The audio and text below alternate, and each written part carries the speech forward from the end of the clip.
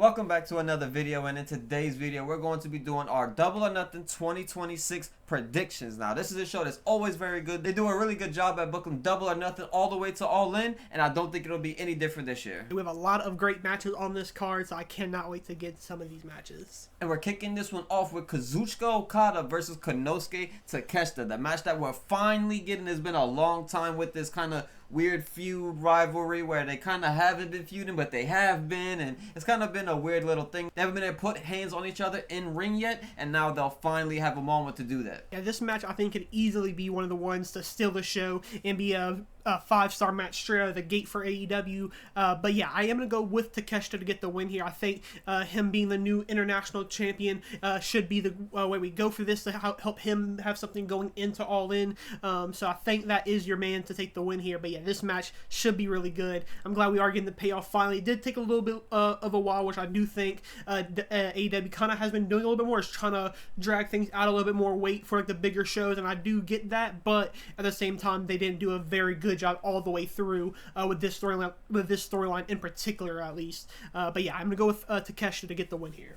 Yeah, I think Takeshita definitely has to get the win. I was really hoping he would be more towards the world title by now, but unfortunately, no, they do have a good thing going on with Darby Allin, MJF. There's just a lot of people going after that title, so I guess I get why he's not really in that division at the moment. But I do expect him to take the win, and I do expect this match to be very good as well. And up next, we have FTR versus Cage and Copen. This is going to be a tag team I Quit match for the AEW tag team titles. This is definitely in the realm of Edge and Christian. They did a really good job of these kind of matches in WWE, and I think it'll be no different here. They have a potential to put on a kind of like a classic match as they did. I don't want to say like with the Dudleys and the Hardys or anything like that, of course, but I think they could definitely make a statement match with FTR in the ring with them. Yeah, this match, even though it's going to be early on in the show and it's for the tag team titles, it does still have a big fight feel towards it.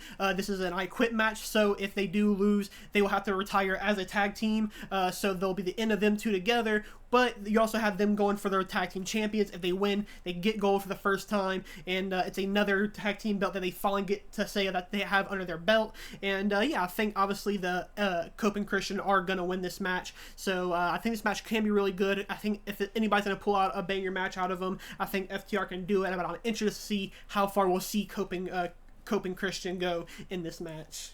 Yeah, I think we'll definitely see a lot of blood. I know Dashwater likes to get a lot of blood on him, and it's no different with Edge and Christian as well. They're definitely not afraid to kind of go off the deep end on a match. But once again, I do expect Edge and Christian to pick up the win. I don't expect them to retire. But yeah, it does kind of make it a little bit, I guess, just easy to predict with that stipulation on it. But it is what it is. I think this will still be a fun match, and you never know. I guess maybe this could be the end of Edge and Christian. I just don't really think it'll be tonight and not All In if they were going to do it. Up next, one of the most exciting matches of the year from AEW, the Stadium Stampede match. Now, this isn't really my cup of tea from AEW. I don't ever really care for these matches. Probably like around 50-50 of when I like this match and when I don't like this match. But with the people that is involved with this one, I do think this will be one that's really good because they have a lot of good stories going within this match. I also think that the Young Bucks will be a kind of standout as they usually are in these type of matches. Yeah, I can agree that sometimes they do get, they can be a little bit too much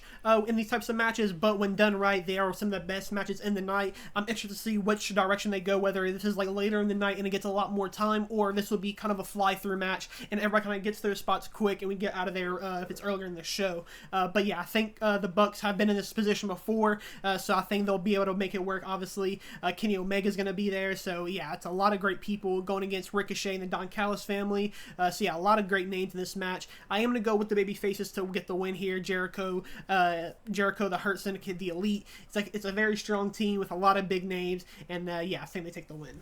Yeah, I'm going to go the opposite way. I'm going with the Demand and the Don Callis family to pick up the win in the Stadium Stampede match. But I do expect this to get crazy. I'm excited to see Andrade to be in this kind of big match versus all these big people. It'll be cool to see him and Kenny interact with each other, and him and the Bucks, and all these people just interacting with each other. Is going to be really cool to do it all at once in this big kind of mashup match here. But up next, we have our AEW Women's World Championship match. It's going to be Thekla versus Hikaru Shida versus Jamie Hayter versus Chris Statlander in a fatal 4-way match for that title. So this is a very interesting match. It's kind of a weird time for the AEW women's division with Willow Nightingale now being out, Toni Storm being out, and Mercedes being out. It's 3 of their best women on the roster all being out at the same time. That definitely hurts the division, and I kind of don't like that they just kind of put 4 women together all in this match. I would have rather have had a big story going into this, especially at a time like this. I feel like these women kind of need those stories to help build these matches, since they're not those 3 big names that's on the roster. But I guess they did what they can, considering, you know, all the stuff that is going on the roster. It's hard to kind of shuffle these people around sometimes. I'm sure they had plans for all these people going forward,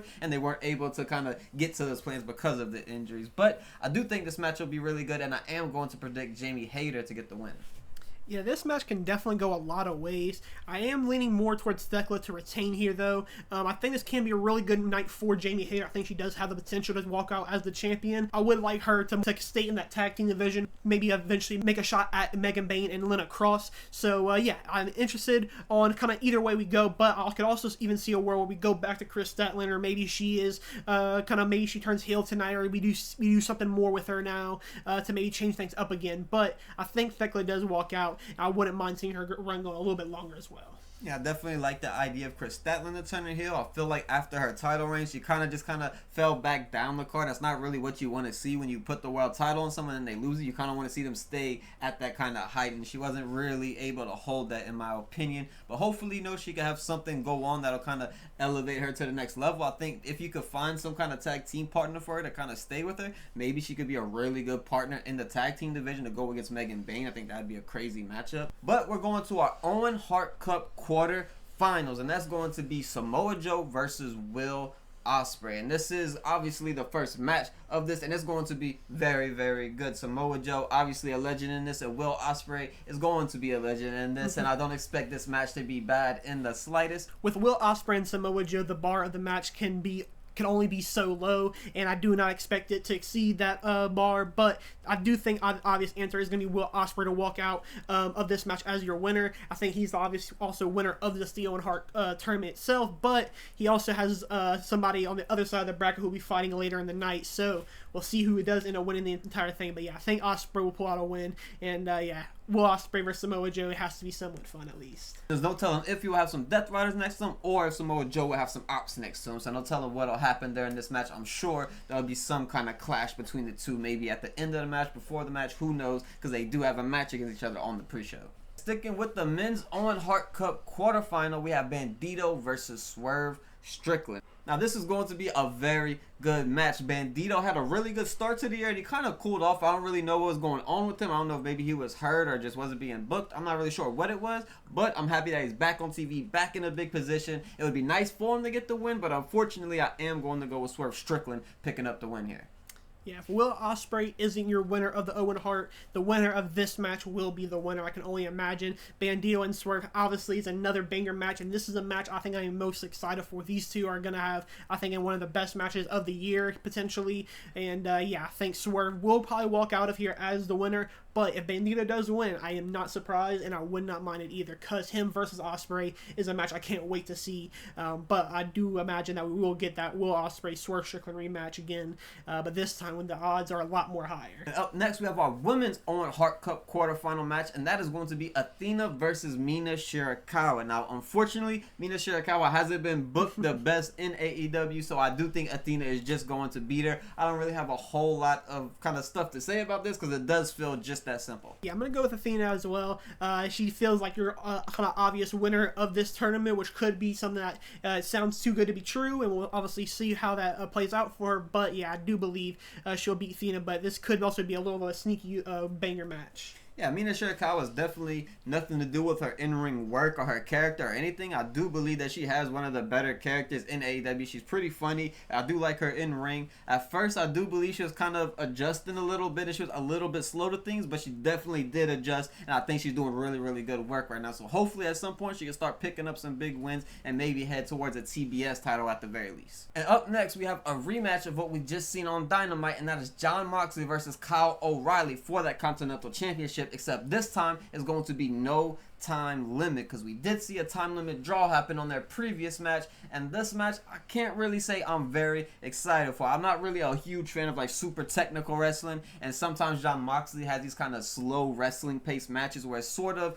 Roman Reigns-ish. Obviously he's better than Roman Reigns, all that sort of stuff, but just like the pacing of the match in general kind of feels like that at moments. But this match definitely can be really good. I just hope they don't go that direction with the match and they just go kind of like a violent Jon Moxley match instead. Yeah, I wasn't able to catch their Dynamite match this past week, but I did watch their previous matches before Kyle O'Reilly got injured, and I did remember Kyle O'Reilly whooping his ass, and I do think that could be the outcome here. Again, I think Kyle O'Reilly does have his number, and I think Moxley kind of just escaped by the skin of his teeth on Wednesday, so I do have Kyle O'Reilly taking the win here, becoming the new Continental Champion, and I think that can lead you to a good story between Moxley and Ospreay, so where he can help mentor Coach Ospreay, but while also Kyle O'Reilly can take that Continental Championship before we get into the Continental Classic tournament itself. So yeah, I have O'Reilly coming out on top, but this is another one where this could be a match of the night contender. Going into our main event and the biggest talking point of the night, Darby Allin versus MJF. And obviously this is for the world title, but it's also for MJF's hair. So it's going to be very, very interesting to see how this plays out, because I do expect MJF to win. I don't expect him to cut his hair, and I don't necessarily expect Darby Allin to beat him twice, because that would be a little bit crazy.